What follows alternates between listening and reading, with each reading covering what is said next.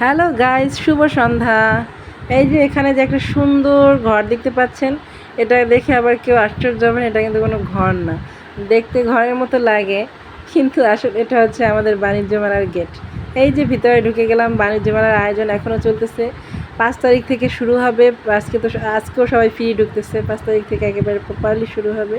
বাচ্চারা এখনই বিনা টিকিটে লম্ফ করতেছে ওখানে, মানে যে যেভাবে পারতেছে এনজয় করতেছে। অনেক বাচ্চারা অলরেডি ফুচকাওয়ালা মামারা এখানে বসে গেছে।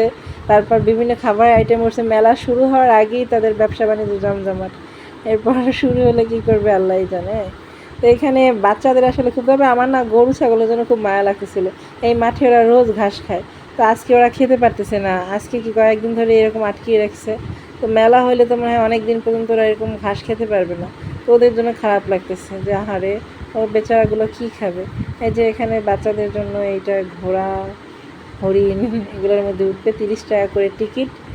আর ওখানে নৌকা আছে, নৌকায় মেবি 50 টাকা নিবে। চরকিতেও 50 টাকা নিবে। আর মেলায় ঢোকার টিকিট হচ্ছে 50 টাকা। এখানে মোটামুটি ঢাকার ভিতরে একটা মানে মেলা হইলে যেরকম আয়োজন হয় অনেকটা সেরকমই। গ্রাম হলেও মোটামুটি বেশ বড় সড়ো করেই হচ্ছে। তো সব কিছু মানে দেখতে বেশ ভালো লাগে। মেলায় কিছু কেনার থেকে তো ঘুরতেই ভালো লাগে। আর অনেক স্টল আছে, যদিও